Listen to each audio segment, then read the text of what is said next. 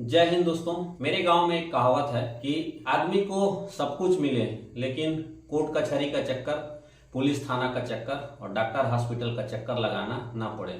मेरी इस बातों से आप समझ ही गए होंगे कि मैं चूंकि एक पुलिस वाला हूं तो आपको पुलिस थाना और कोर्ट कचहरी के जो चक्कर लगाने पड़ते हैं और जिन लोगों के द्वारा यह चक्कर लगाया जा रहा है उन्हीं के बारे में मैं आज बात करूंगा। यदि आप गरीब तबके से हैं और आपको न्याय नहीं मिल पा रहा है, आपके द्वारा प्राइवेट वकील का फीस नहीं भरा जा रहा है, आपको वकील मिल रहे हैं, महंगे महंगे वकील मिल रहे हैं और आपको न्याय पाने में देरी हो रही है, अगर इन परिस्थितियों से आप गुजर रहे हैं तो आज का यह वीडियो आपके लिए बहुत ही महत्वपूर्ण है।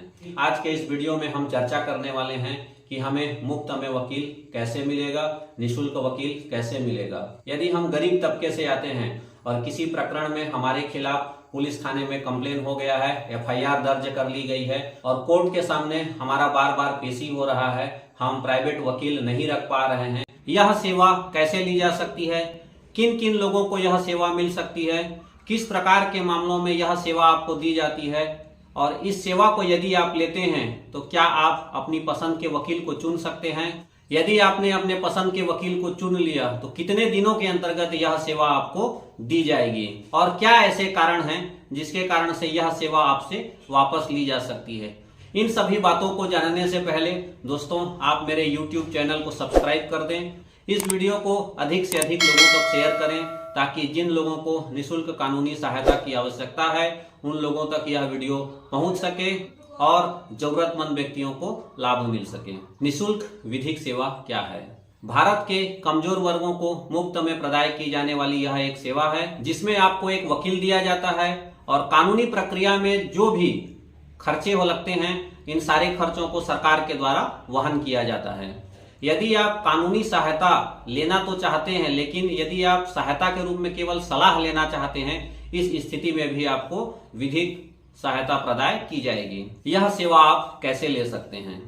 जिस न्यायालय में आपका केस चल रहा है उस न्यायालय के परिसर में ताल्लुक कानूनी सेवा समिति रहता है जहां पर आप जाकर एक सिंपल आवेदन देकर कानूनी सहायता आप ले सकते हैं। सेवा समिति के द्वारा आपको एक फॉर्म दिया जाता है जिस फॉर्म को आपको भरना रहता है। उस फॉर्म में आपको कुछ अपना पर्सनल डिटेल डालना रहेगा। इस जानकारी को देने के पश्चात समिति यदि आपसे संतुष्ट होती है कि आपको विधिक सहायता की आवश्यकता है तो आपको विधिक सहायता हेतु वकील प्रदान किया जाएगा। यदि आपका केस जिला न्यायालय में चल रहा है तो जिला न्यायालय के परिसर में जिला विधिक सेवा प्राधिकरण रहता है जहां पर जाकर आप इसी प्रकार से जिस प्रकार से आपने लोअर कोर्ट में एक फॉर्म भरा था इसी प्रकार वहां पर भी आपको एक फॉर्म भरना पड़ेगा और फॉर्म भरने के पश्चात आपको अपनी पर्सनल डिटेल देनी पड़ेगी तो आपको वकील प्रदान किया जाएगा।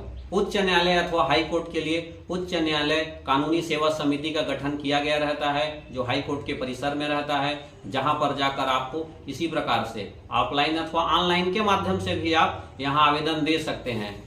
ऑनलाइन के माध्यम से आप सभी कोर्ट के लिए भी आवेदन कर सकते हैं परंतु आप फिजिकली जाते हैं, आप ऑफलाइन माध्यम से आवेदन देना चाहते हैं तो आप ऑफलाइन के माध्यम से भी यहाँ आवेदन जमा कर सकते हैं। सर्वोच्च न्यायालय में भी मुफ्त में कानूनी सेवा प्रदान किया जाता है। किन किन लोगों को यह सहायता दी जाती है? ST/SC वर्ग के सदस्यों को यह सहायता दी जाती है, महिलाओं, बुजुर्गों, बच्चों को यह सहायता दी जाती है, मजदूर वर्गों को, विकलांगों को यह सहायता दी जाती है एवं सभी वर्ग जिसका मुख्य आधार आपके आय के ऊपर निर्भर करता है। जैसे छत्तीसगढ़ का 1.5 लाख रुपया है, आंध्र प्रदेश का 3 लाख रुपया है, झारखंड का 3 लाख रुपया है, बिहार का 1.5 लाख रुपया है। इसी प्रकार से सभी राज्यों के लिए अलग अलग स्लैब्स बनाए गए हैं। अगर आप इस स्लैब्स के अंतर्गत आते हैं और आप किसी भी वर्ग से हों तो भी आपको कानूनी सहायता प्रदान की जाएगी। यदि आपको अपने राज्य के स्लैब्स के बारे में जानना है तो आप कमेंट के माध्यम से पूछ सकते हैं, मैं आपको कमेंट के माध्यम से जवाब दूंगा कि आपके राज्य में मुफ्त में कानूनी सलाह पाने के लिए आय की सीमा क्या रखी गई है, किन किन मामलों में आप कानूनी सलाह ले सकते हैं। कानूनी सलाह लेने के लिए किसी भी प्रकार का कोई रेस्ट्रिक्शन नहीं रखा गया है, आप किसी भी मामले में कानूनी सहायता ले सकते हैं बशर्ते यह है कि वह समिति आपके दिए हुए आवेदन पर संतुष्ट हो जाए। क्या आप अपनी पसंद की वकील रख सकते हैं? जी हाँ दोस्तों, आप अपनी पसंद के वकील रख सकते हैं। आप समिति में जब जाकर आवेदन देंगे उस आवेदन में आप अपने पसंदीदा वकील का नाम भी लिखकर दे सकते हैं। आपने जिस भी वकील को चुना है पैनल पर समिति के द्वारा विचार किया जाएगा और उसके पश्चात समिति के द्वारा विचार करने पर आपको पसंदीदा वकील की अनुमति दे सकती है। कितने दिनों के अंदर में आपको यह सुविधा दी जाएगी? जो अधिनियम पारित हुआ है, जो कानून बनाया गया है, उसमें लिखा हुआ है कि आपके आवेदन देने के 7 दिवस के भीतर में यह सेवा आपको प्रदान की जाएगी।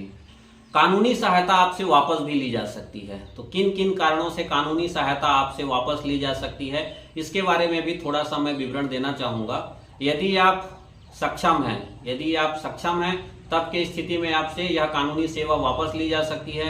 यदि आप धोखाधड़ी करके इस सेवा का लाभ ले रहे हैं तब की स्थिति में यह सेवा आपसे वापस ली जा सकती है। आप अपने वकील का सहयोग नहीं कर रहे हैं, इस स्थिति में भी आपसे यह सेवा वापस ले ली जाएगी। यदि आपको निःशुल्क कानूनी सहायता प्रदान किया गया है, उसके पश्चात आपके द्वारा प्राइवेट वकील अलग से रख लिया जाता है, तब की स्थिति में भी आपसे यह सेवा वापस ले ली जाएगी। इस वीडियो के माध्यम से आपको यह समझ आ चुका होगा कि किन किन लोगों को किस माध्यम से और किस प्रकार से निःशुल्क कानूनी सहायता लिया जा सकता है। तो इस वीडियो को अधिक से अधिक शेयर करें ताकि जरूरतमंदों को अधिक से अधिक लाभ मिल सके। और किसी प्रकार का यदि कोई प्रश्न पूछना चाहते हैं तो आप कमेंट के माध्यम से मुझे पूछ सकते हैं।